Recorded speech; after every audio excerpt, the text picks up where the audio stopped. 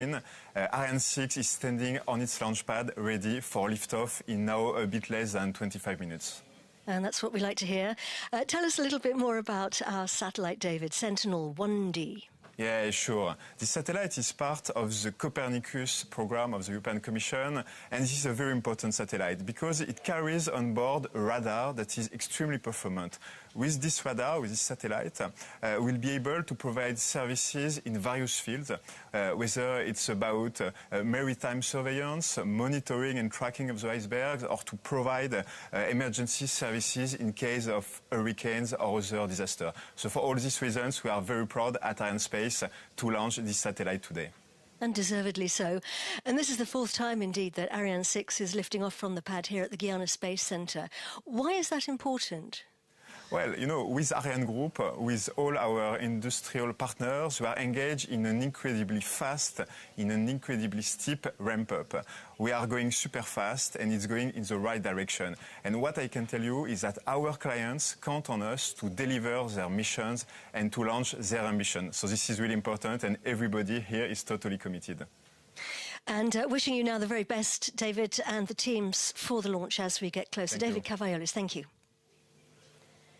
So as David said, everything is green, everything is go for launch. Status panels there on the left-hand side of your screen. You can see them there, all the various systems across the base sending their status here. And Ariane 6 and Copernicus Sentinel 1D is scheduled to lift off in 21 minutes and 15 seconds. What's going to happen after that, Samuel? So then, first we'll lift off from the French Guiana here in South America towards north. The liftoff will be triggered by the booster's ignition, but before that we will have fired the main stage engine.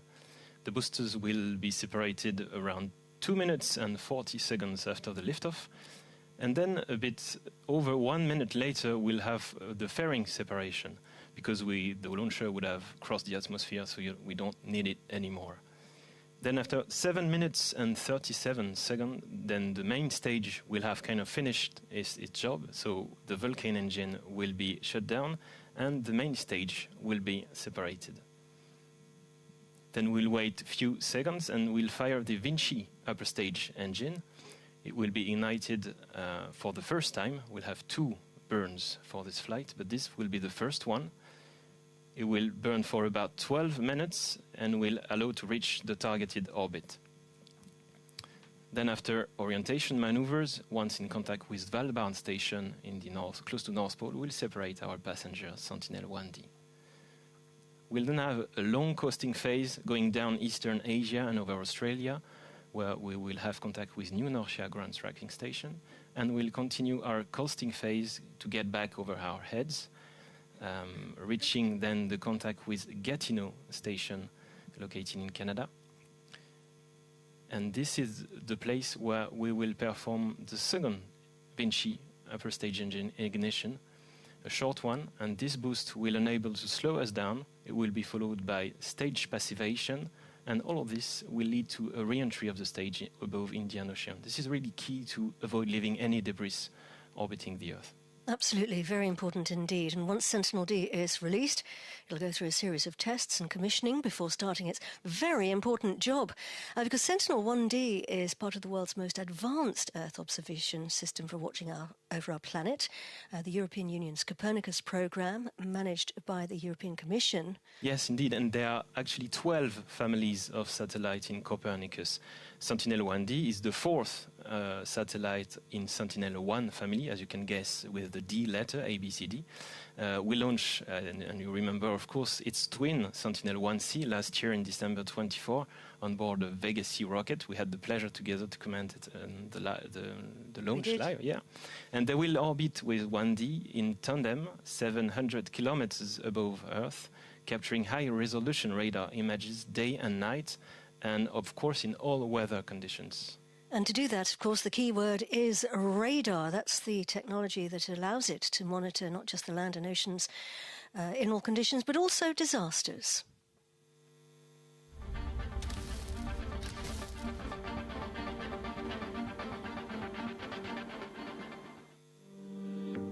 Tonight in Kourou, history is unfolding under the stars of French Guiana. Combining innovation and engineering brilliance, Ariane 6 is writing a new chapter in Europe's space story. And riding on top of this powerful launcher is Copernicus Sentinel 1D, the latest eye in the sky for our planet. The Sentinel satellites are part of Copernicus, the Earth observation component of the European Union space program. Copernicus is managed and funded by the European Union, with a partial contribution of the European Space Agency ESA, entrusted with the space component. As one of the most widely used radar systems in the world, the Sentinel-1 constellation provides crucial data for science, safety, and climate resilience. Sentinel-1 data are a service to communities worldwide, designed to truly benefit society. After natural disasters like floods, its imagery helps guide emergency services. At sea, it supports maritime activity, tracking ships and monitoring coastal zones. Over icy landscapes, it keeps a close eye on glacial movements. In the fields, farmers use it to track soil and crop conditions in real time. And across Europe, decision makers draw on its imagery to shape the future of environmental protection. Flying in tandem with Sentinel-1C, Sentinel-1D will replace Sentinel-1A and ensure the continuity of Europe's radar vision. Equipped with upgraded electronics and enhanced power systems, it will scan Earth 14 times a day, delivering sharper images and faster data than ever before. Built by a consortium of more than 70 companies, led by Thales Alenia Space and Airbus Defence and Space, Sentinel-1D weighs around 2.3 tons and carries a C-band synthetic aperture radar capable of capturing images in remarkable detail at a resolution down to 5 meters. Orbiting nearly 700 kilometers above the planet, it will help ensure the seamless flow of vital Earth observation data. As a strategic asset, Sentinel-1D reinforces the EU's autonomy in Earth observation. In a moment, it will rise to space, ready to deliver knowledge that connects us all. Indeed, and that's planned for just over 15 minutes' time.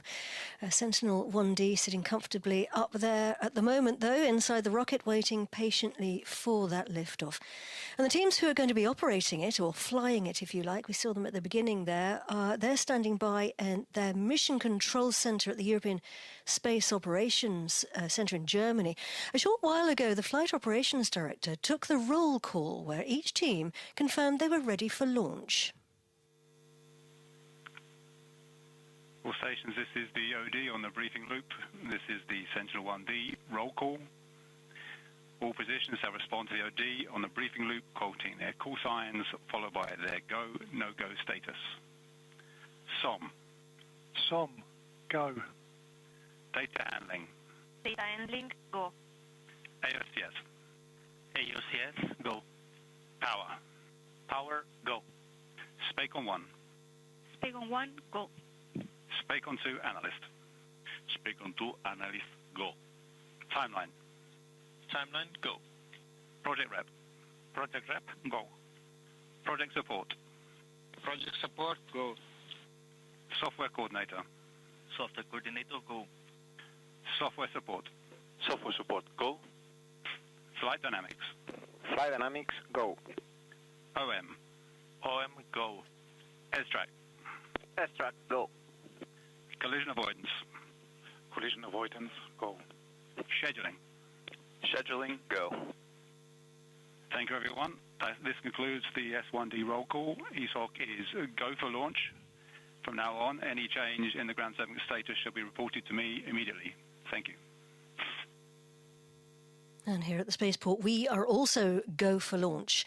Now, at the top of the rocket, there is a logo. It's for the city of Mulhouse, part of the group of Ariane cities representing the cities and industries involved in Ariane 6.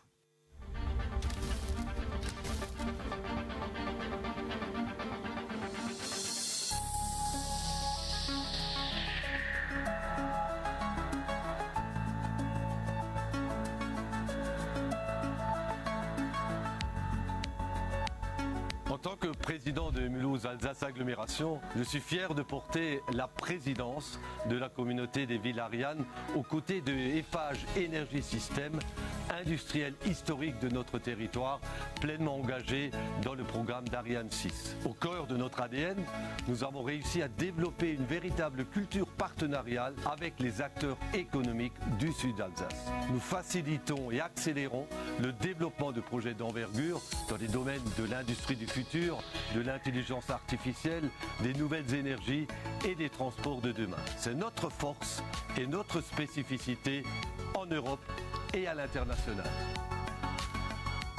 Tout au long de l'année, les 39 communes de notre agglomération M2A se sont mises en orbite, bien sûr avec l'ensemble de nos partenaires scientifiques, culturels et économiques, pour proposer un beau programme d'action. Il m'appartient de saluer ce très bel engagement et de remercier l'ensemble des acteurs pour ce beau projet.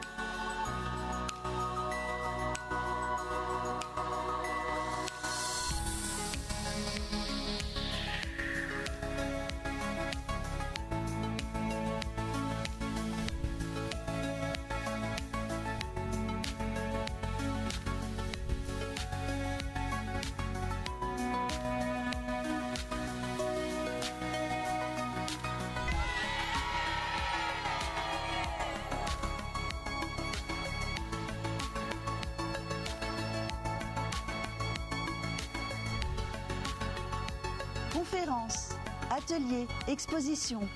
Au total, nous avons déployé plus de 120 animations autour du programme spatial européen et d'Ariane 6. À travers la communauté des villes Ariane et de notre programme Le Spatial et moi, nous avons fait rêver plus de 280 000 habitants de notre agglomération mulhousienne.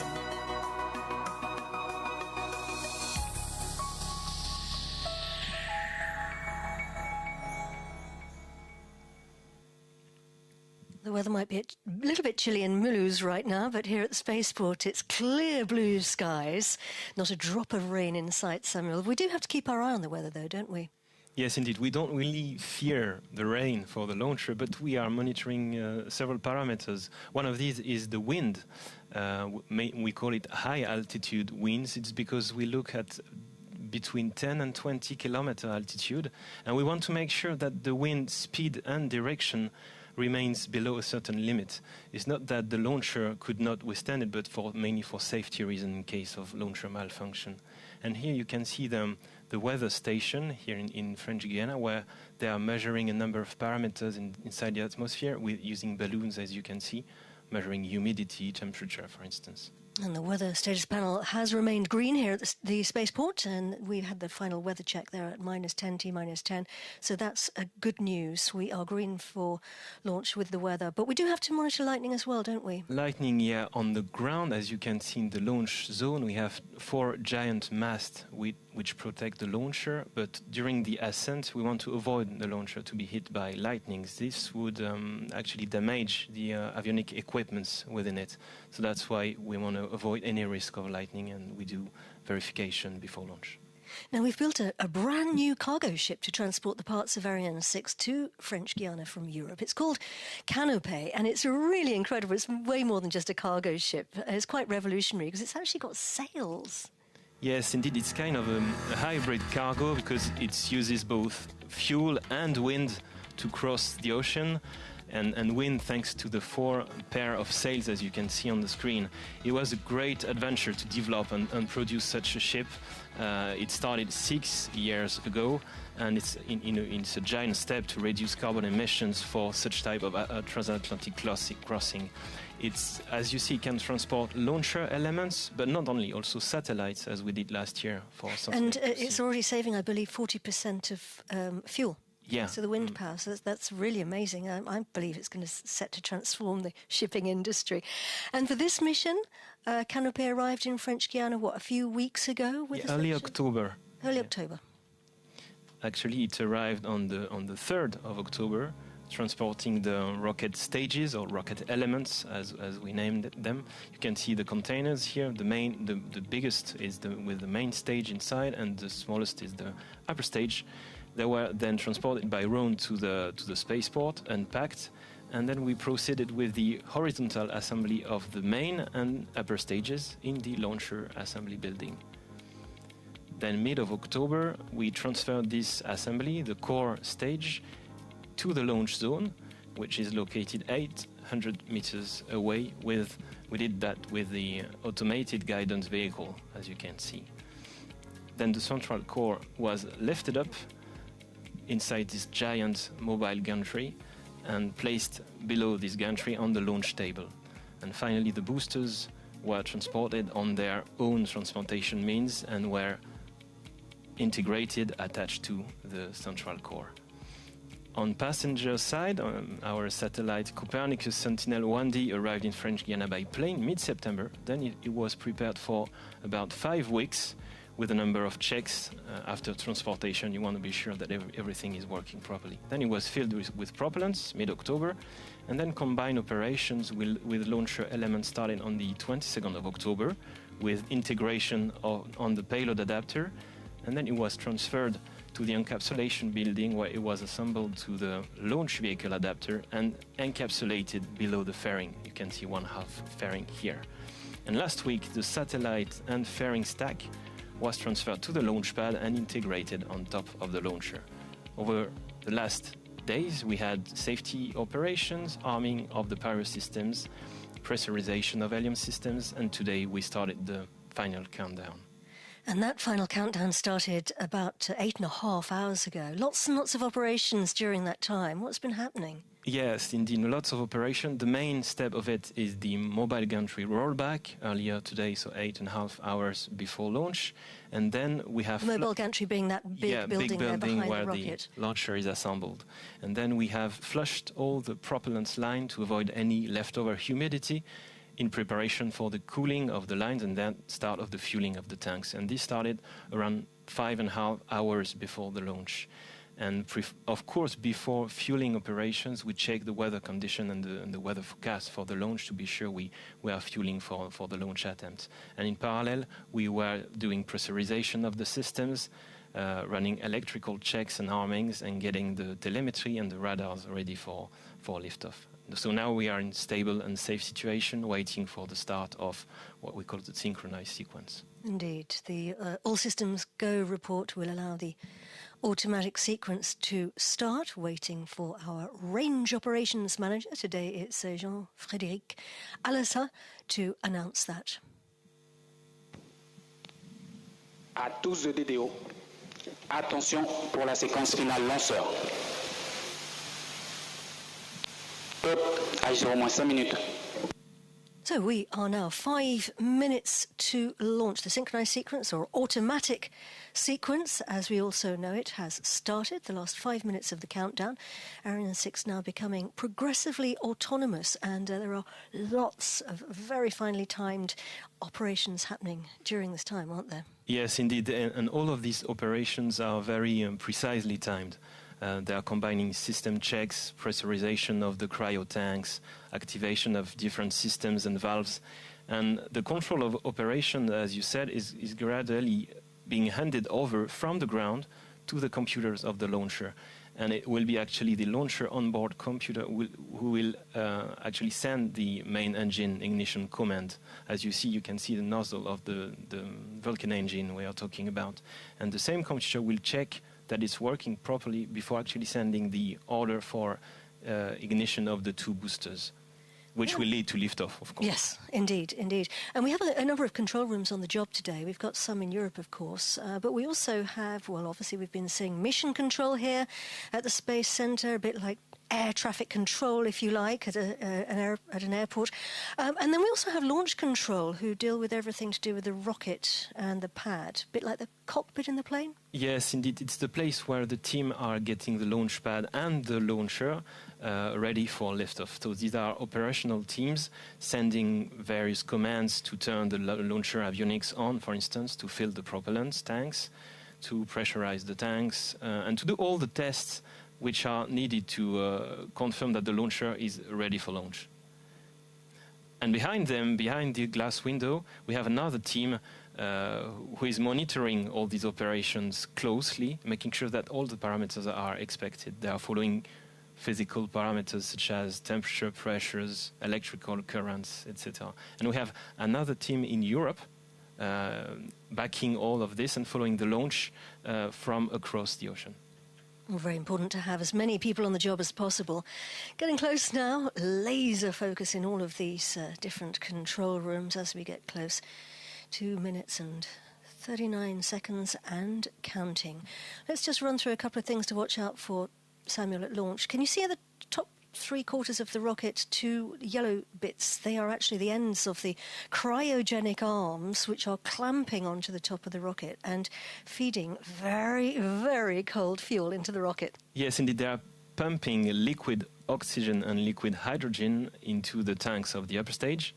And to keep them liquid, as you said, we must have temperature, very, very low temperature.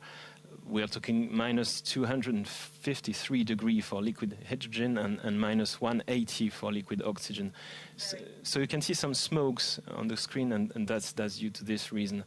And we actually top up to almost the last instant, and at liftoff you will see these yellow arms being detached and retracting away from the launcher to clear the path. Good view of them there, isn't it? Very nice Going shot. from the gantry to the rocket.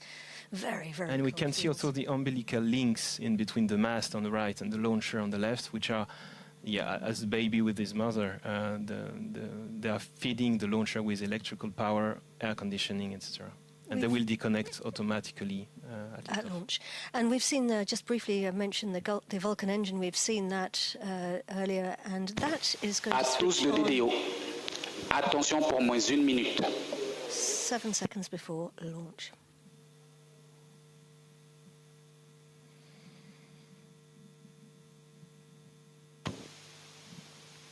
Top H0 moins 1 minute. We are 1 minute to launch. Our very best wishes now to all the teams who have been working so hard for today. Good luck, everyone. Yeah, have a good ride, Ariane 6 and Sentinel 1D.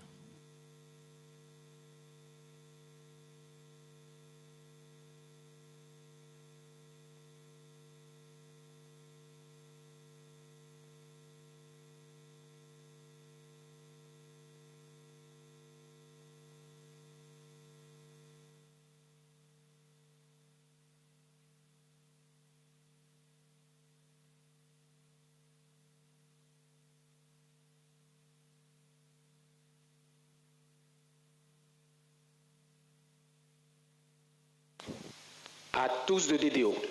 Attention pour le décompte final. 10, 9, 8, 7, 6, 5, 4, 3, 2, 1.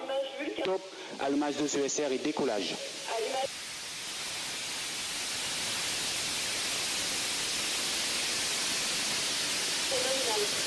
La propulsion est nominale.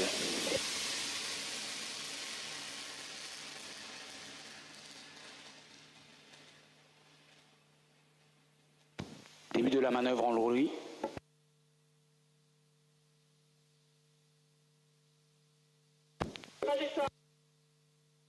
Le pilotage calme, la trajectoire est nominale, les paramètres à bord sont nominaux.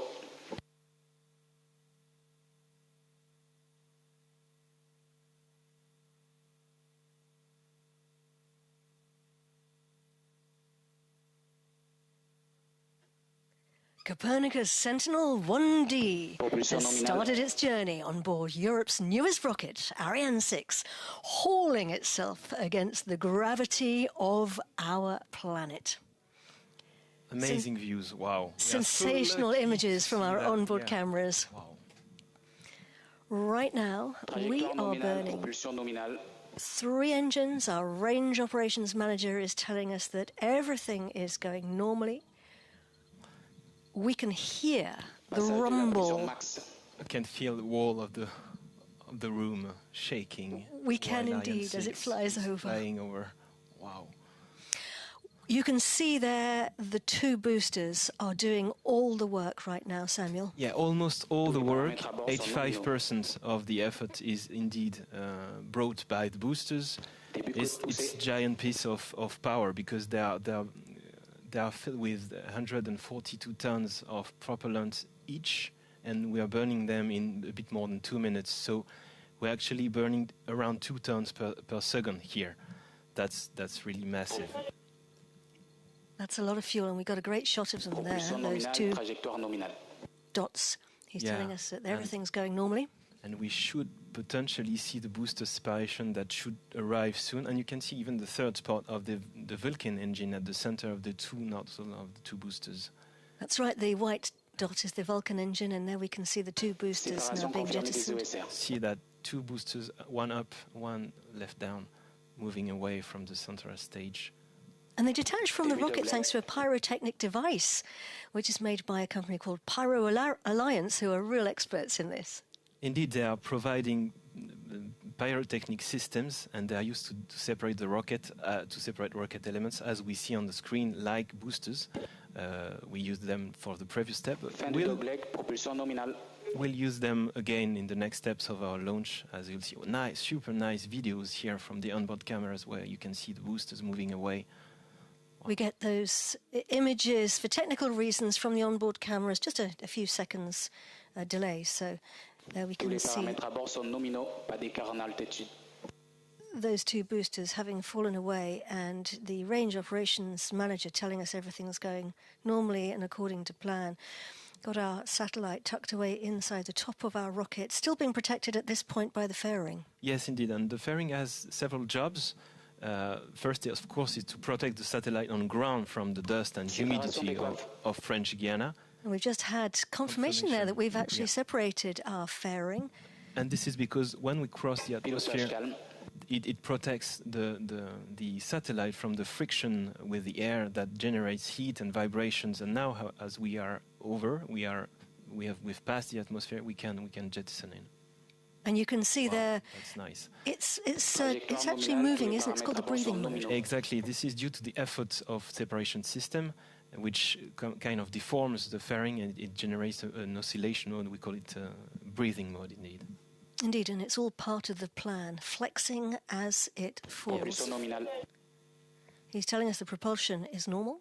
Everything's going well. Everything's going according to plan right now. And our camera looking down our rocket. On the top right-hand side of your screen, that's the trajectory. The green line is the planned trajectory, and the white cross is the actual position of our rocket. And you can see there our altitude. At the moment, we're 146 kilometers above our planet and climbing. The distance is our distance from the planet if you were to draw a straight line, and our speed on the right-hand side. Vitesse is the French word for that. So we're burning the big tank of fuel on the main stage, Samuel. Yeah, it doesn't seem to be so big seen from onboard cameras, but indeed it's quite big. Its height is 32 meters, and its weight is 23 tons. It's not so big when you compare the mass of it with what it's containing. It carries 154 tons of cryogenic propellant, so it's quite efficient in terms of mass versus propellant inside. And we can see on the bottom right of your screen, that's the 3D animation or the CGI images. It's an animation of what's happening in space, so it gives us an idea of what it looks like up there, the Sentinel 1D satellite attached there to the top of our rocket. Now we're getting closer now, about 2 minutes away from the next big event. You can see the events on the left-hand side of your screen. The next big event will be the separation of that big tank of fuel, the main stage. Yeah, indeed. The guidance algorithm inside the onboard computer will detect that we have reached the right orbit for this instant, and then it will send the shutdown command to the Vulcan engine and then jettison the main stage. And separating each section of the rocket may look simple when you see it on the animation, but actually there's an awful lot happening up there, isn't there? Yeah, it's a very critical moment. It's clever stuff here, yeah, indeed, because when you separate the stage, it must be quick enough, but it needs also to be very well mastered, because you don't want to have any collision. And here, you remember, here to do that, we use pyrotechnics again, as we mentioned, Pyro Alliance earlier. We are using their technology again for this type of stage separation. They have developed a mild detonating cord, which is a detonating component. It's inserted Tous les paramètres à bord sont nominaux. into a tube which deforms and then cleanly breaks the part that relates the upper and the main stage. And then Fin du barbecue. once cut, we gently push the lower stage with a set of springs, and this to ensure sufficient clearance in a short amount of time. And because then we need to fire the upper stage engine, so we want to be sure the lower stage is separated and sufficiently far away. It needs to be quick and it needs to be clean. Indeed. And Pyro Alliance has been supplying these mild detonating cords for many decades, and they've actually delivered a total of more than 100 kilometers of cords. Which is huge when you realize that for one launcher we're talking meters, not kilometers. Extinction Vulcain. We have confirmation there that we've switched off the engine Séparation LPM. and jettisoned the big tank there, the main stage. Allumage du moteur Vinci. And we have confirmation that we have now switched on And look the... on the picture, I think the video will see the main stage separation shortly. Yeah, here it comes. Nice view. This is seen from the Orbite lower atteinte part nominale. of the Vinci. Nice. Fantastic image there of it being jettisoned. And see it jettisoned and then tilted slightly so that the Vinci, when ignited, doesn't throw a propellant to Fin du dogleg après séparation. Pilotage calme. the rear bulkhead. So we're launching a satellite to monitor our planet today, but satellites do lots of other things. Yes, indeed, they also help us to any kind of things, like connect with each other, like navigate our planet, like protecting people and animals, managing disasters, helping the armed force in combat. Pilotage calme. Propulsion nominale. And when you think about telescopes and space probes, they help us understand our universe. Premier allumage de l'APU. Indeed, but first of all, you've got to get them into space, and that's where Ariane Space comes in, because they are Europe's leading provider of rocket launches. And I think it's fair to say that they don't just launch satellites, they launch people's ambitions. Ignition permis de. The launch starts the moment you partner with us, as we go above and beyond to understand your world from orbit. La trajectoire est nominale. Les paramètres à bord sont normaux. The value you bring home to Earth, all the lives you seek to improve. So, whatever your goals, however far you want to go, your success is our mission.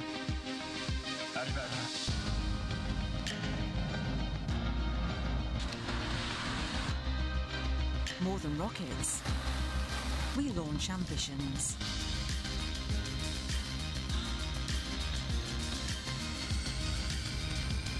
Ariane Space. Launching ambitions. Launching ambitions for each and every one of us on Earth. I think it's fair to say that space is literally transforming our lives. I mean, if you think about it, since we first launched Sputnik, that was the first satellite, I think it was back in something like 1956, we've turned the skies above our lives, if you like, into a giant workplace, a great big working zone in space. And satellites keep our day-to-day lives taking over. They do. Yeah. If we switch them all off, our life would be a very, very different place. But being able to monitor our planet from space is particularly important given the climate emergency that we're facing. I mean, after all, Earth is our home. And if we want to protect it, we need to understand its processes. Yes, indeed. And that's why satellites are so important, because from space you can clearly see things that you can't see from ground. And you can get constant data over years and years, and data that no one can argue with, like, for instance, measuring the melting of ice caps from space. There is no way to argue with the data you generate from that. Indeed, you can get information from local people, but the satellites can give you the hardcore data. And Europe actually has huge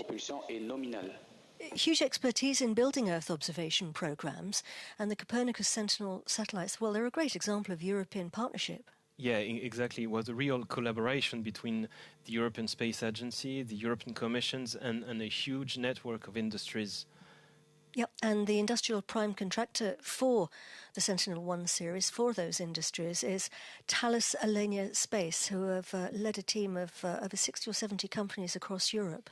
That's quite a team, and they have contributed to design and build the key systems which were engineered in Italy.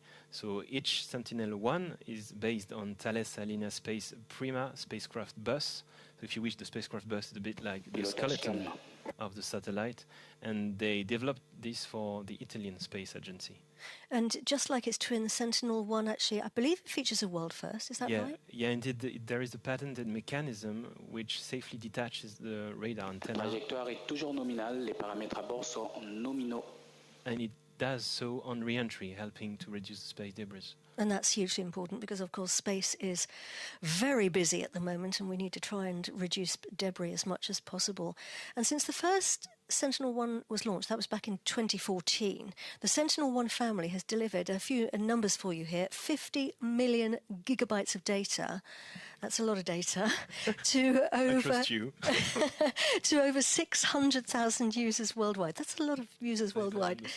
So the Sentinel-1D is going to be continuing that legacy. That's important. Watching over Earth, one radar pulse at a time. So let's get back to our flight. We are 13 minutes and 15 seconds above our planet, our altitude 593 kilometers and climbing.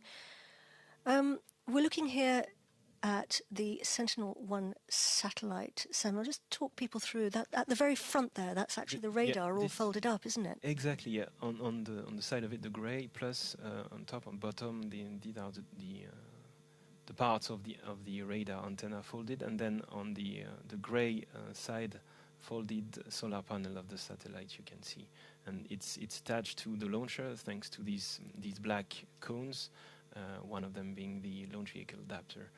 And then it's below it's the upper stage, this white cylinder, and below it the Vinci engine. Pilotage toujours calme, propulsion nominale. And as you can see, there is not much left from what we had on ground. But what is left is very important because it's the upper stage with its Vinci engine, and it does a very, very important job. Yes. Today it can switch its engine on and off a number of times, but today we're just using it once, aren't we? Yeah, to inject Sentinel-1D, we'll just use one burn, one firing of the upstage. And you're right to say that usually we tend to do it with 2 or more boosts, and for this type of orbit. Acquisition de la télémesure par la station Gatineau. Okay, we'll be back on that, but that's an important news.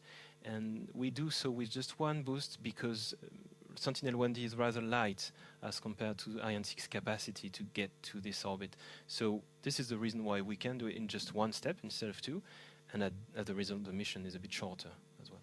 So we picked up the signal back there at the tracking station Gatineau, which is on the east coast of Canada. Yep. And Gatineau is a very beautiful place. I'd say that the teams there at the tracking station are very lucky to work there, particularly in the fall when you've got all those gorgeous colours of the trees.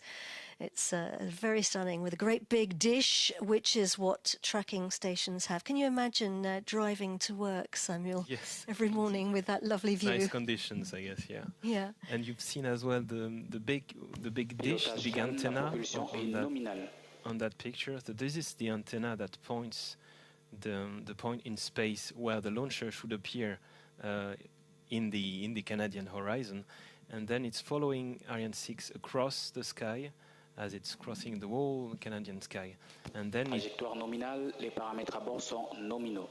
It recovers all the data that Ariane 6 is sending, and then the Gatineau team send the data back to Galileo, where another team here is located to digest, analyze. And you had a good picture of that back there. You can see the Galileo tracking station here at the Space Centre, and then above it, north of it, the Gatineau station, so that could show us the flight path. But this is a bit the relay in between the two ground tracking stations. Yeah. Indeed, and that network of tracking stations extends really all the way along the flight path. So as we fly out of the range of one, as you say, we fly into the range of the other. And they relay that information here to the CVI at the quick look telemetry team. Yeah, indeed. And it just confirmed that we lost contact with Galileo station, which is normal, which is located here in French Guiana. And this team is collecting real-time data, analyzing what the launcher sends. They include the status of the engine, the trajectory, the flight control, and they are comparing this live set of data from the rocket to what was predicted, the prediction, and of course a corridor around it. And this allows them to continuously analyze the launcher behavior and confirm that all is as expected or detect any malfunction or anomaly. And the range operations manager is listening in on their comms loop, and once they've confirmed the major events, he can then call those out to us and to the rest of the people all across the entire range. Exactly. Our speed and altitude up there on the top right-hand side of your screen. Now, we are climbing. We are nearly on our orbit. We're, 689 kilometers above Earth. And we are travelling incredibly fast. Samuel, give us a bit of an idea of what 6.77 kilometres per second is in kilometres per hour. 7 kilometres per second is fast because it corresponds to 25,000 kilometers per hour. So that's super fast. It's 30 times the speed of a commercial standard aircraft. So yeah. That is fast. It's fast. Yes. And if you look at our trajectory up there on the top right-hand side of the screen, you can see we were climbing into space, but now we've kind of plateaued out, if you like. And this is because we are getting close to the desired altitude to deliver Sentinel 1D, because we were mentioning just below 700, so getting really close, and that's why we are kind of reducing the climb. And he's just said end of the barbecue mode there, which is, as we say in English, does what it says on the tin, which is basically it is twisting, or was twisting, as if on a barbecue, and that's... To distribute the sunlight over the different region of the launcher and satellite. Yeah, indeed, making sure that the temperatures stay even all the way around, because of course it's very hot when you're facing the sun and very cold when you're facing outer space. Coming up on the next big moment, that's the switching off of the Vinci engine. Coming up in 30 seconds' time. How does it know briefly, Samuel, how to switch it off? It's the onboard computer which has measurement means to know where it is, and then it can automatically, once it knows where it is, it can automatically switch off the engine, and this is. And we just had confirmation that the upstage engine has been switched off. And that's how it looks up there on the animation. And so we're now at the right point. The onboard computer has indeed detected this, has switched off the Vinci engine, so we are in the right place at the right time. Now, getting a view there of our satellite attached to the top there. Oh, that's a very good view there. Now, we're actually looking at the solar panels, but around it, to the right-hand side of the satellite is actually the radar. And that is a very clever piece of kit, because unlike optical satellites, it can gather data even in darkness. Sentinel 1D emits a burst of flashes every second, and the satellite can detect those echoes bouncing off the surface of the Earth, and it uses that to create a radar map of the terrain, or the ocean, or the ice, depending on what it's looking at. And that makes it very useful in the Arctic winter. You can just imagine when the nights are long and dark. Well, now, joining me to talk more about our satellite is David Bibby. David is the Copernicus Sentinel-1 payload manager for the European Space Agency, and I'm absolutely delighted, David, that you've been able to come from the fishbowl. David's come out of his operational teams there to talk to us, so thank you very much, David. Thank you for having me. It's a pleasure to be here. Well, should we start by talking about the big picture, David, the Copernicus program as a whole, which is made of, am I right in saying 12 families of satellites? Yeah, that's correct. It's 12 families of satellites. There's 6 of the Sentinel-1 to Sentinel-6 satellites. They're operational, so they're already flying. And then we've got the high-priority Copernicus mission satellites, which are in development, or very much in their development phase at the moment.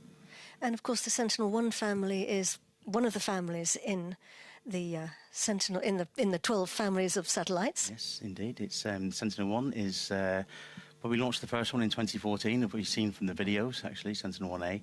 Little Bird tells me it was launched on his birthday. It was actually, yes. It was a great birthday celebration. I really enjoyed that. So we launched Sentinel-1A in 2014 on the 3rd of April. It's been in operation for now 11 years. We're now launching Sentinel-1D, which is the fourth Sentinel-1 to launch into the family, and it will continue to provide data, or the high-quality data that we've come to know and love coming from Sentinel-1. So. Yeah. What does the Sentinel-1 family do? What's their job? Their job is to monitor the Earth. So we've got two instruments on board, the synthetic aperture radar, and this takes day and night all-weather images of the Earth, of the planet. So we're not impacted by any weather systems or darkness, and we can monitor the Earth and the oceans using the radar. And we've also got an AIS instrument, which is automated identification of ships. This receives messages from the ships for their ship ID, their velocity and direction, which we can use to track ships and identify them in the oceans. And we can even see these ships in the SAR image. So this gives us a unique capability of using both instruments together.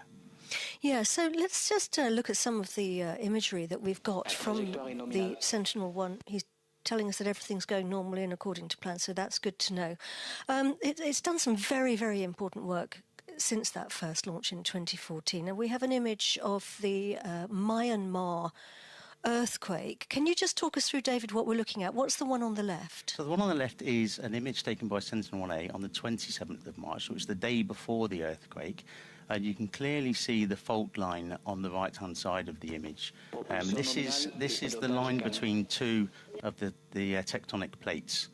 And this is... We're literally looking there at the Earth, a great big crack in the Earth. Exactly it's incredible. Right. So, unfortunately, there was the earthquake on the 28th of March, and we took another image using Sentinel-1C 2 days after that.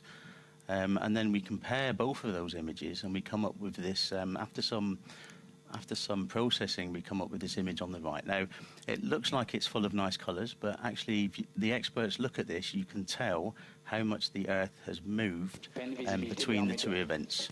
So it's really useful information. And from this image, you can see that the tectonic plates have actually moved apart by about 1.6 metres.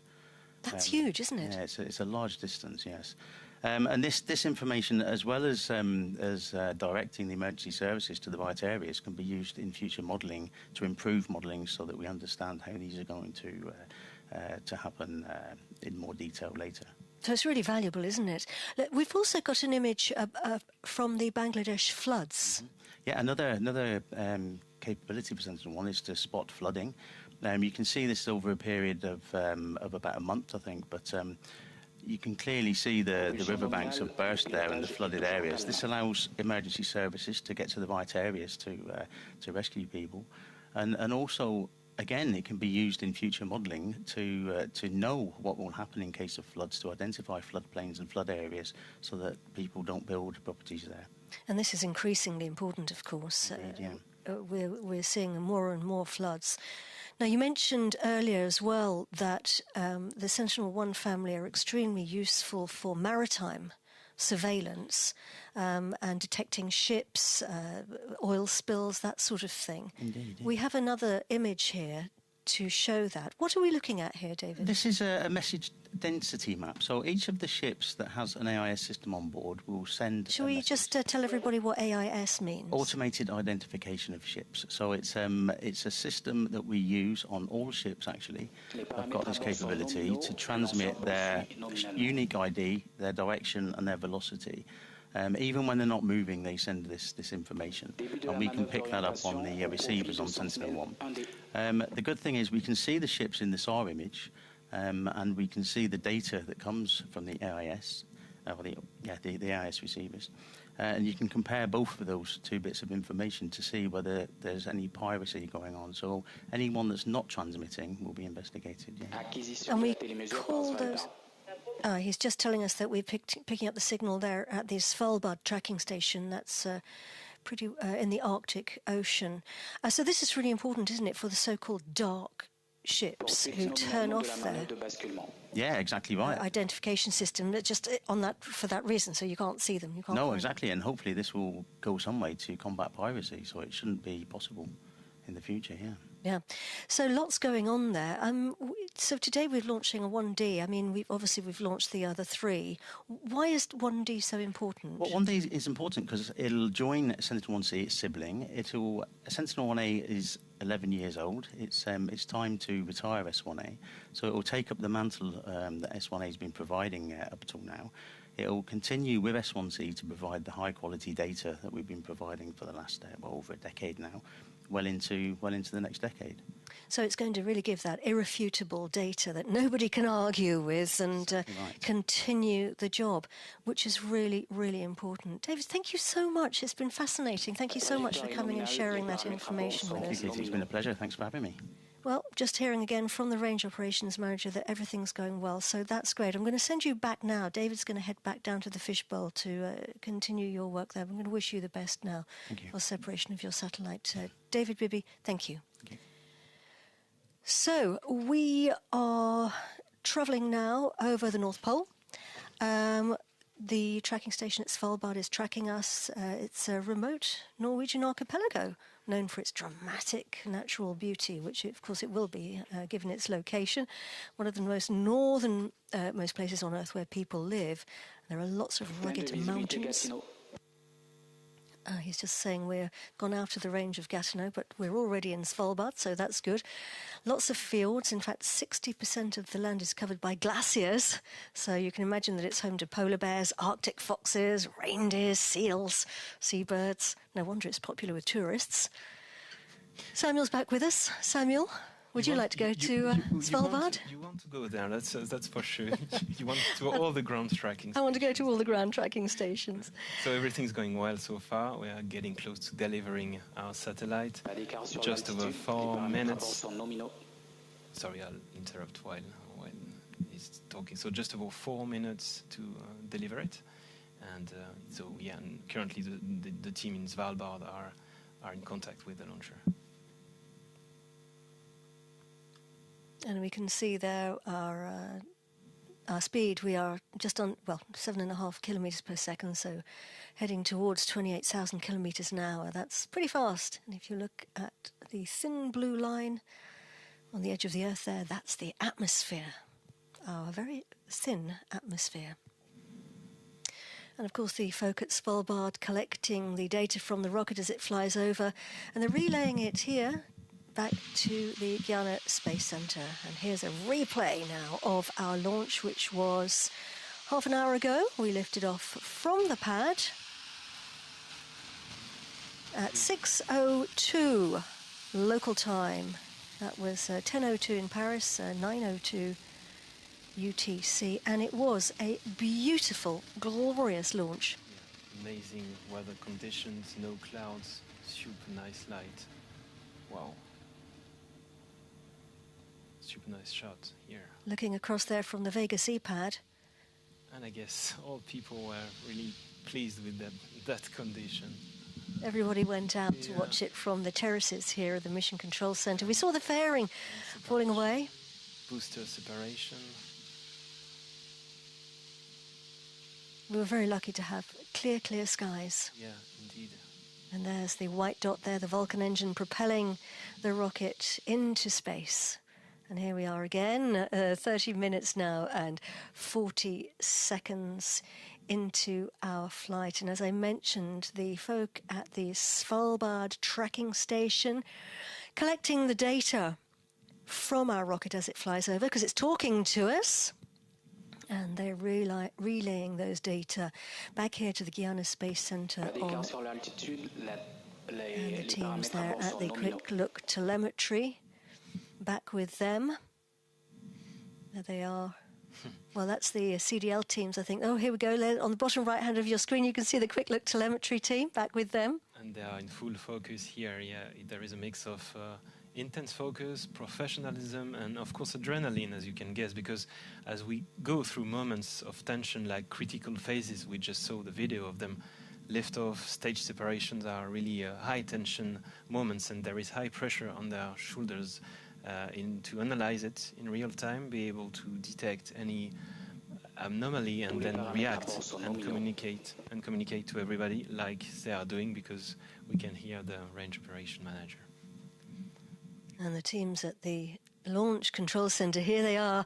Their job's pretty well done because they were very much concerned with the beginning of the pre-liftoff, but now they're all waiting eagerly to hear from the Quick Look Telemetry team and the Range Operations Manager to confirm success of the mission. We're coming up as we get closer now to separation. Yeah, and here I want to pay a tribute to one of my colleagues, Pierre Destin, who has been a technical leader for launch preparation for a number of years. And here we see Pierre, and he has managed 11 launch campaigns since 2013, being an expert in space propulsion aside of it. And this today is its last launch campaign with today's launch, so congrats and thank you, Pierre. Well done, Pierre. Yeah, well done. 11 launches, that's a lot of launch campaigns. Getting close now to separation of our satellite. That is scheduled in just over 1 minute's time. We can see the satellite attached to what's left of our rocket pointing downwards. Samuel, what's happening up there? So we're actually performing a number of maneuvers to orient the launcher and its passenger, Sentinel 1D, to point the right direction in space, to then separate Sentinel 1D. And this means typically pointing the solar rays, for instance, towards the sun to capture the sunlight and to have power for the beginning of the mission. And then once the orientation will be reached, we'll stabilize the launcher. When it's very stable, we'll release the clamp band, which attaches the satellite to the launcher, and with 6 springs we'll just push Sentinel 1D. Wow, we have confirmation there. Wow. That Sentinel 1D has been separated. So we will see that on the image. As you say there, the springs pushing Sentinel 1D away very gently from the mothership. And we are looking at some very happy faces here in the Mission Control Center. Yeah, indeed. That's a remarkable achievement. Congratulations to European Space Agency. First, you can see colleagues from European Space Agency here, European Commission as well, Thales Alenia Space, and all the team, industrial team who built Sentinel 1D. And also I want to say very hats off to all my colleagues in Ariane Space, Ariane Group, CNES, and all the partners involved on Ariane 6 throughout Europe. Nice work, everybody. Congratulations to everybody. Absolutely. Really, job well done. There we can see the image of the satellite moving away from the mothership. Those are the boards here in the Mission Control Center, the flight path on the bottom right-hand side there, and the trajectory and the green status panels. That's what... And that's the beginning of a new chapter for them.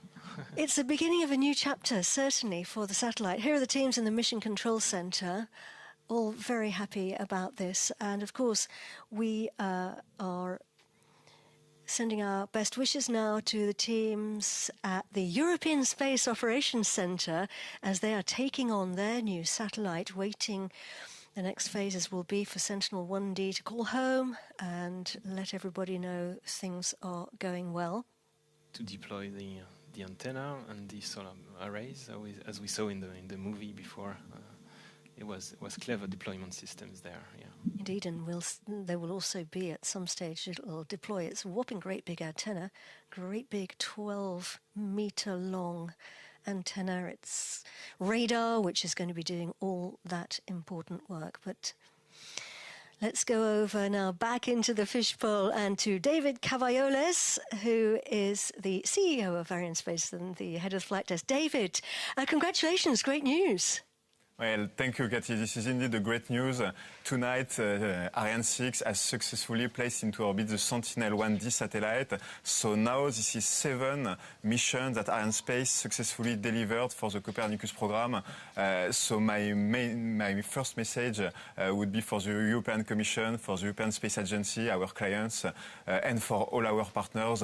Thank you for your trust. We are really happy to have done this mission with you. We were very lucky. It was a beautiful launch, and everything went like clockwork. What does it mean for your teams, David? Well, this is a great teamwork, and you can hear the team behind me. As you know, we are in an incredibly steep ramp-up, but this is a huge source of motivation for everybody. So I just want to say congratulations to everybody. And now the rest of the year will be still very intense. We have now one Vega C launch to come, then one Ariane 6 launch to come. So stay tuned, because remaining months of the year will be quite intense. Thank you very much. David Cavaiolis, thank you very much indeed.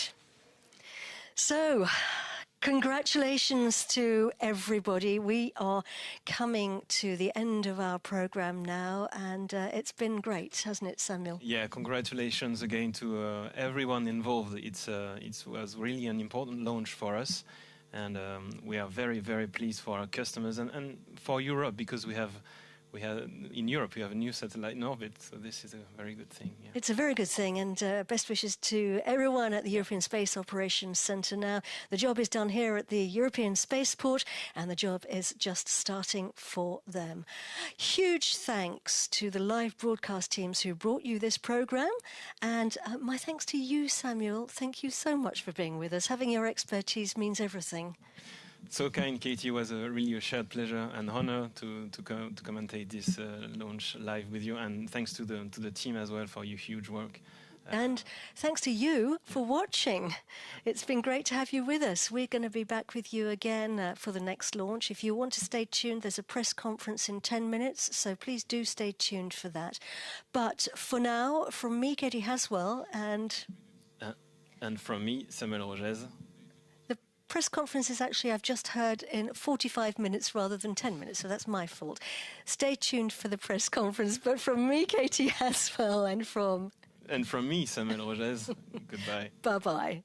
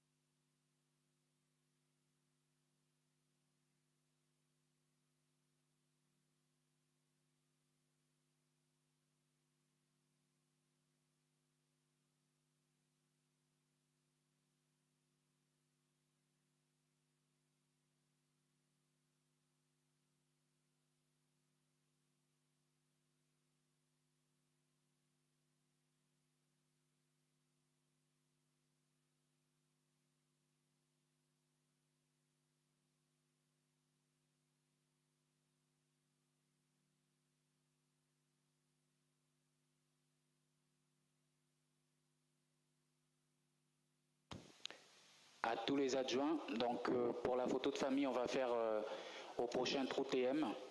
Donc je vous demande de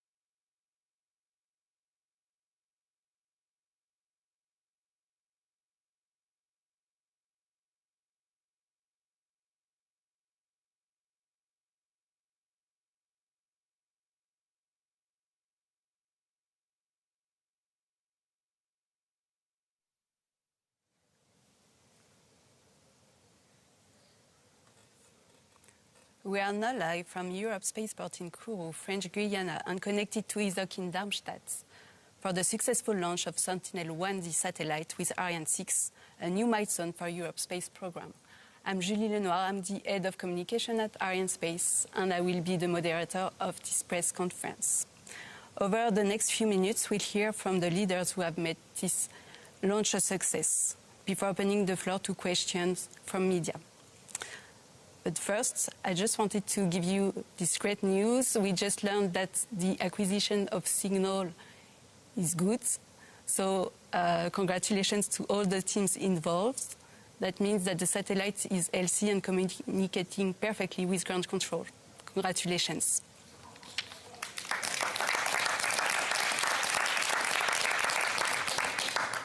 To mark today's success, we are now pleased to share a special message from Mr. Andrius Kubilius, European Commissioner for Defence and Space.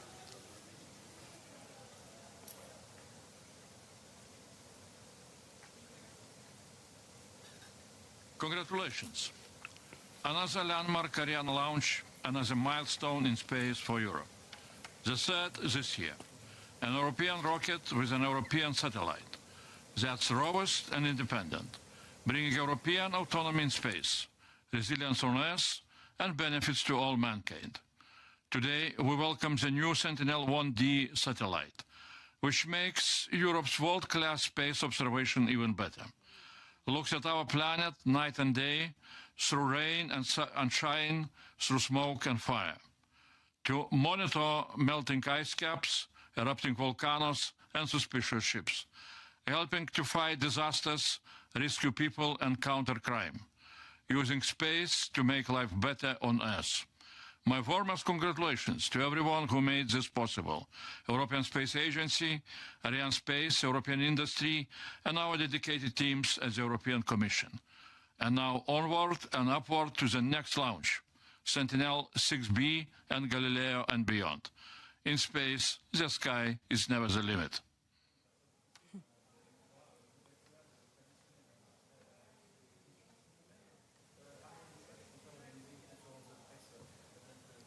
Thank you to the Commissioner for these words, highlighting the importance of this mission for Europe's autonomy and leadership in space. We now continue from ISOC with statements from our institutional partners and customers. I'm pleased to invite Mr. Joseph Aschbarer, Director General of the European Space Agency. That will be followed by Mr. Christoph Kautz, Director for Space Policy, Satellite Navigation and Earth Observation at the European Commission. That will be followed by Mr. Christoph Kautz, Director for Space Policy, Observation at the European Commission. So thank you, and a very warm welcome and greetings to Kourou. Thank you for delivering the satellite safely into orbit. Thank you, Ariane Group. Thank you, Ariane Space, and of course all our friends of CNES, of ESA, and everyone who has contributed to that. But also a big thank you to the European Commission. We have just heard Commissioner Kubilius, a very powerful speech, and I would like to really add my own words from the European Space Agency that we are delivering success for Europe in space. This is what is our mission. This is what we are doing. We had a number of launches already this year. We have still a few more launches to come, as we have just heard.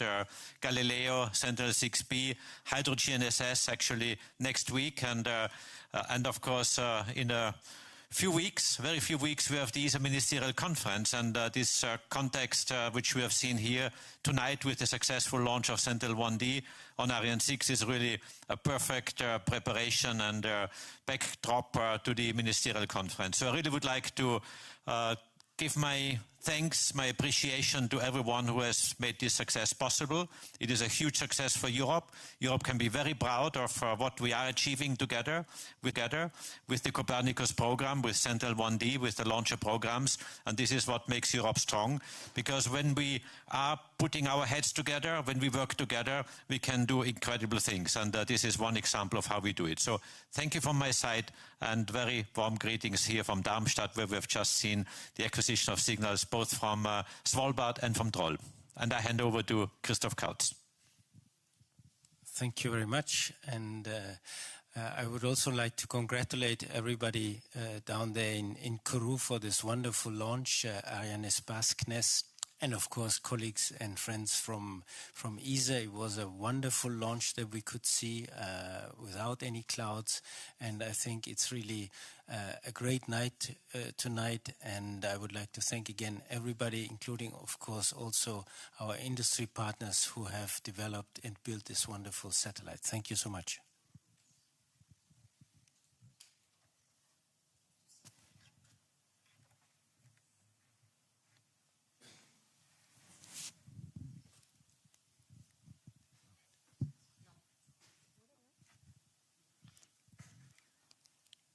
Good evening. Also on my side, great thanks to the team. We have another Copernicus satellite up and flying, Sentinel 1D, the fourth of this generation of radar satellites. This has already been a success story, not only with the Commission, but also for these radar missions in terms of providing a lot of application to users, to citizens, from maritime security to flooding monitoring to management of everything that's related to disaster, but also looking at deforestation, looking at agriculture and iceberg monitoring. So a lot of applications coming from the satellites, and the fourth one will only reinforce us all as Europe for supporting this application. Big thank you to the team, the industrial team in Primis, the project team in ESA, ESOC, for all what they're doing now and in the next few days with the LEOP operations, and of course the Commission, our primary partner in this. We work under the leadership of the Commission, and it's a very strong collaboration here. And then to everybody who has been supporting and everybody who will use the data, of course. Thanks a lot.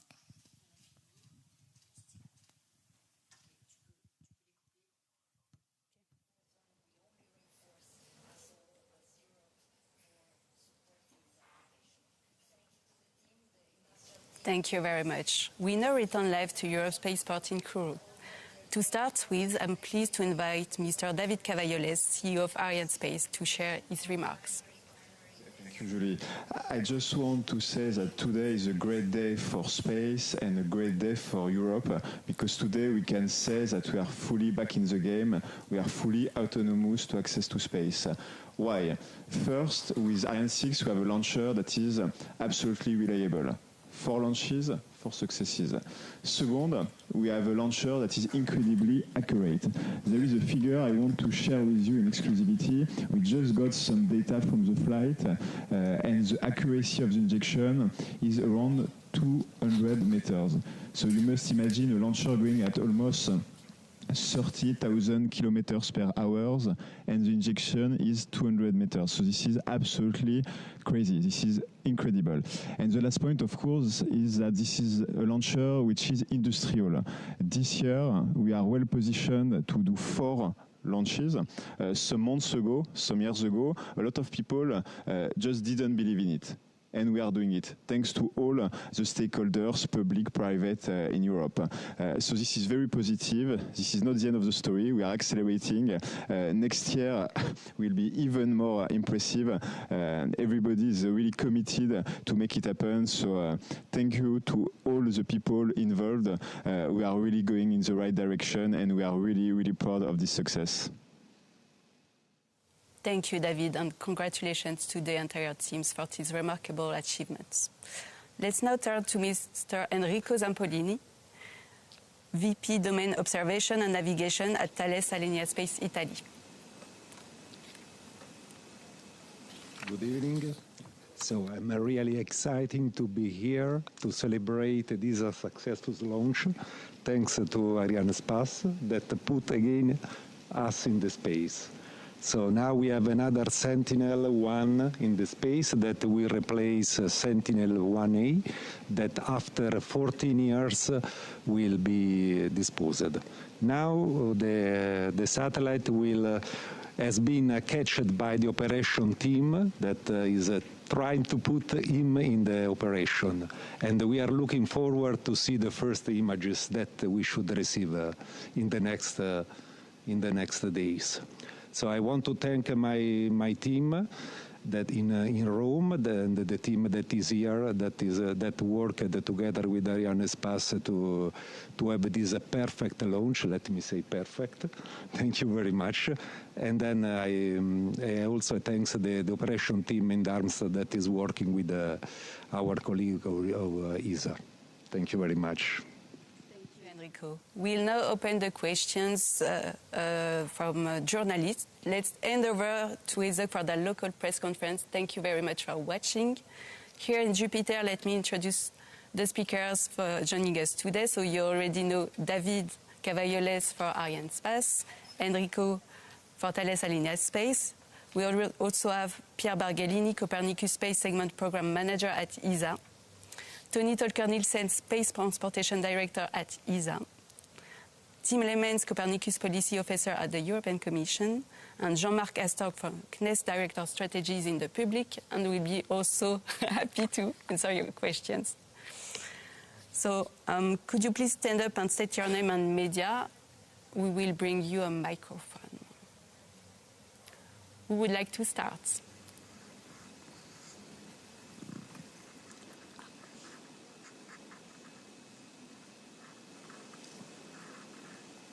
there any questions?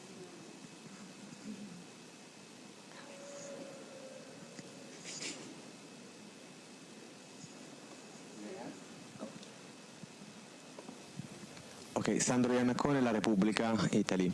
What are the elements that make you say that this launch was perfect? Why are you so excited about how it went? David? But we can do the answer together. So first, a lot of work is done before the launch itself. Teams have been working on the launcher, on the satellites for a year.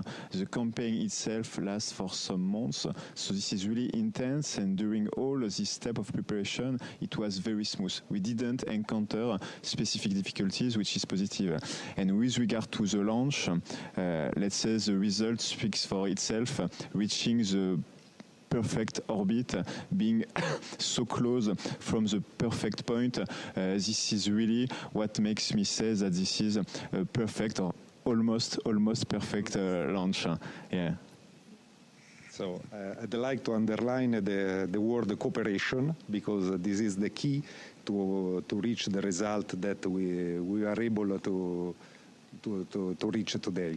So a real good cooperation between industry team and ESA and Arianespace, and so we are here to celebrate this success, thanks to the cooperation.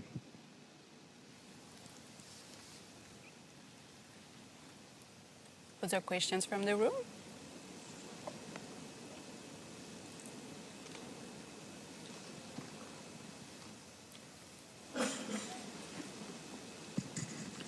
Thank you, Eric Renet from newspaper Le Soir.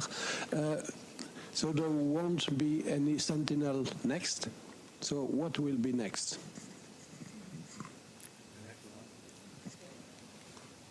In terms of Sentinel-1 or in general? In general. So in general, we have in a bit more than 2 weeks another launch, Sentinel-6B. It's a cooperation between the European Space Agency, the European Union, EUMETSAT, and US partners, NASA and NOAA. And NASA is procuring the launcher, and we are going to launch on the night between the 16th and 17th of November from US. And then next year we have another launch here in Kourou, planned in September, Sentinel-3C. So it's the third satellite of Sentinel-3 series. And this satellite will be launched with a Vega C in September timeframe. This is just the launches. Then we are developing numerous missions, the so-called Sentinel expansion. So the program is very healthy, and we have plans to continue the data to the users for the next decades. In total, so as I say, this year, let's say the projection we have from now until 2028, we have planned 5 launches. And from 28 to 2034, we are planning 18 launches. And maybe if I may, coming back to the injection accuracy, I'm very happy of this number, which is exceptional. And there is a benefit for the users, because when we design the satellite, we account for a certain part of the fuel to correct problems, injection errors we call, which is the normal mistakes you make in a injection. 200 meters is fantastic. So all that fuel we don't need to spend to reach our perfect orbit. We can save the fuel and extend the lifetime of the mission for years. So probably 2-3 years more lifetime in terms of fuel, thanks to the perfect injection of tonight. So great news. Thank you. Thank you, Camille Gessin from Agence Europe. Just to compare, you say 200 meters is fantastic. Can you explain how was the accuracy for AC, for Sentinel-1C, for example, just to compare, if you remember? Do you know? No, you remember? I don't know. Pardon, je t'entends. No. I don't have the figures, but just have in mind that being so close from the target is incredible. When we define a mission, there is a range of distance that is acceptable, and when you are in the range, it's okay.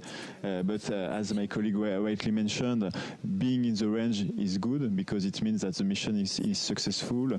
Being very close is even better because you save fuel, you can exploit the satellite for a longer time, so this is really a game changer.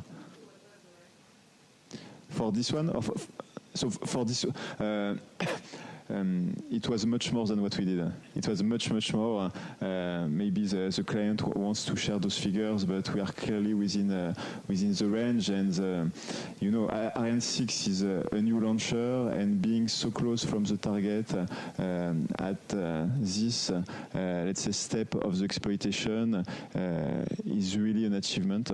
So of course now we need to ramp up, we need to confirm those very good performance, but this is very, very promising for the future.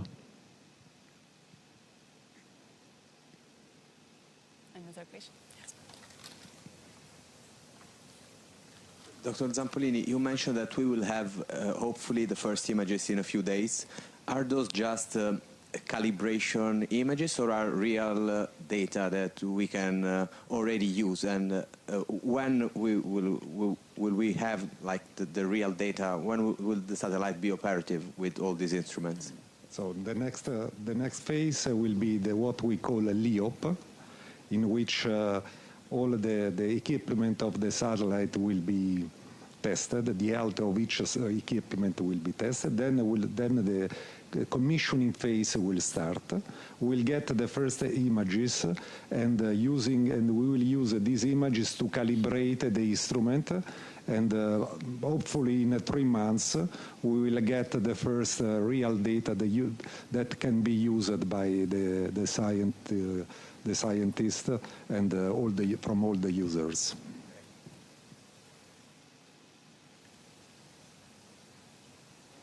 Is there any additional question in the room?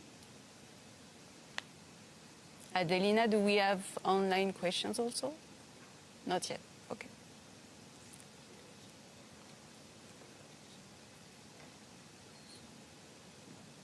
My name is Alexander Gurgula and I work for Gazeta Wyborcza in Poland. You sound very optimistic, and you said you have already plans for the next decades. So are you as optimistic about financing those plans in the future, and how does the perspective look like? It's not for me. So I'll answer part, and I will leave the floor also to my colleague at the European Commission, because this is a partnership, ESA, EU, and many others. So on ESA side, first of all, Copernicus is an operational program, is probably, I can say objectively, the most advanced and extensive program of civil Earth observation in the world, especially now with the US situation, as you can imagine, is even more so. So there is a high interest from our member state to continue the program for the decades to come. So we have now, at the end of the month, a ministerial conference where there will be the next segment of the Copernicus program funded by ESA member states. And then in 2028, there will be the start of the next MFF. So there is, at least on ESA side and the Commission side, a very good alignment on what are the needs for financial needs for the next 10 years. We are planning for it, and of course our member state will have the intention of continuing to support this program, which is so essential for many applications. So on ESA side, we have submitted our financial request, and we will get the results in a few weeks. And from Commission side, it's a similar story, but mostly on a different time scale, because we work with 7-year periods, which are the multi-annual frameworks, financial frameworks. The current one, there everything is foreseen, and there all the launches, all the operational costs, all the service costs are foreseen. Of course, we have to look at what will come next as from 2028, and that's what we are working on now. We are now making the budget of what will be needed, what we can do with the budget that we will get, and so on. And the discussions about that will take place in the months or the years to come, so that we are sure that we have the budget starting from 2028 until 34 for indeed financing together with ESA the next phase of the Copernicus program, which is an operational program, as Pierre already said. So the benefits for the member states and for the European Commission and for the citizen is so high that it's logic that we continue, and we have a lot of support to continue and to get the budget that we need. Thank you. A question from Antoine Meunier, La Chronique Spatiale. It's a question for David. 4 Ariane 64 are expected in 2026, but how many next year will be dedicated to Kuiper? Well, as usual, we'll communicate on next year manifest next year. Okay? Some hints anyway. Okay, because I don't want to disappoint anybody. As we said in the past, we want to more or less double the cadence. Okay, so this year is 4. Let's say that an ambition of 6 to 8 next year would be great. We'll start the year with an Ariane 64. It will be very exciting. It is a launcher that has a lot of common with Ariane 62, so all those experience gathered this year, of course, will be very useful. At the same time, this is a launcher that is more or less twice more powerful, and typically for constellations this is very relevant because with one launch you can stack a lot of satellites, and so you can deploy very quickly the constellations. That said, Ariane 64 is interesting for Kuiper, but not only. We see a lot of clients, private but also institutional, that are interested by this launcher. So this is very positive for next year and also for the years after. Thank you. And another question coming from our online watchers. This is a question from Jay Keegan from NASAspaceflight.com. The question is for Ariane Espace. There is one more Ariane 6 launch on the manifest for 2025, bringing the total to 4 for this year. What cadence do you expect for 2026? Having now flown Ariane 6 5 times, are there upgrades planned for the pad to allow for a higher cadence? Okay, so I think I answered the first point, and maybe I can complete by recalling that our target is to reach cadence 9 to 10. Okay, and it will be in a short time frame. If we do next year more or less twice than this year, then the year after we should be quite close to this target. We think that at this cadence, taking into account the performance of Ariane 6, we can deliver a lot. Okay, in low orbit, Ariane 6 with upgrades and so on will be around 24 tons of performance. So if you multiply it by 10, it represents a huge capacity. So we think it is relevant. Now, of course, at the same time, we see more and more projects on the private side, but also on the public side. Iris Square is one of them, but many others are coming. So for the moment, our focus is to reach our target cadence. If we need to go beyond, if we think it's relevant, let's discuss it. But I think that this is a market, this is a client that must drive our decision. Thank you, David. Perhaps that can be completed with regards to the future of Ariane 6 and the improvements by Tony Tolker-Nielsen. Thank you. Sure.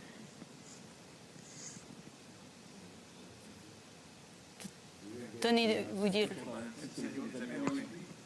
The journalist was looking for the future improvements to Ariane 6 or upgrades. Thank you. So, is it working? Okay. So at the moment we are working on an upgrade of Ariane 6. We call it Block 2, which is with an increased solid rocket booster loading. Today we are at P120. We will increase it to P160. And we will also increase the performance of the Vinci engine. Today it has a thrust of 180 kilonewton, and we will increase that to 200 kilonewton. This should give a gain of about 2 tons in LEO, and this should come towards end of next year. So that's what we are working on right now. The P160 has done its qualification test, so it's done, and we are now doing the analysis of this data, and we are doing a qualification review as I speak, actually. Thank you. Thank you. Okay. Is there any? Okay, go ahead. Thank you. Hello, Senne Starks from Belgium for the Standard. One of the cornerstones of Copernicus is that the data is publicly available. Will this also be the case for the AIS system data, which could be sensitive? Tim? That's a very good question. I think you have read the documentation very well. Indeed, in general, that's the point of view, that all data should be fully free and openly available. However, with AIS, as you correctly indicated, there is a sensitivity issue that we cannot just do the same for those type of data. It's not just sensing images from Earth, it's really getting messages which are sent out by vessels, and there could be personal data problems. So we are looking into this, and we will make it available for all national authorities and maritime institutions in Europe, but it will be in a secured environment, so not fully public. Thank you.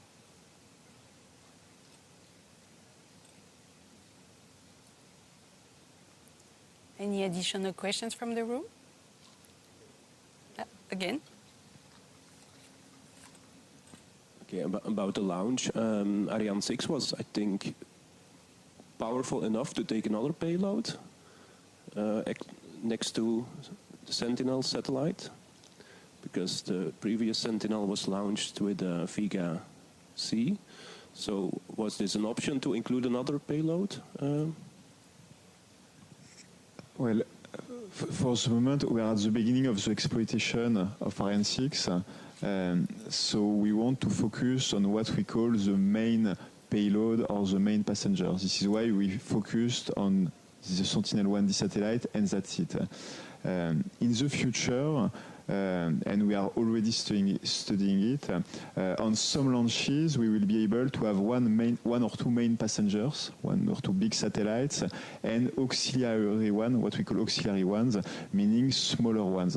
It requires additional qualification, additional studies, so we want to go step by step. Of course, our main commitment is to ensure the success of the mission. So for the moment we do what we call single launches, but in the future this is clearly something we could imagine to do, because the more we use the performance of the launcher, the better, simply.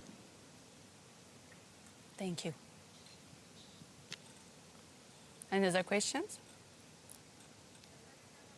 Not from online? Okay. So I guess this closes this press conference. Thank you for attending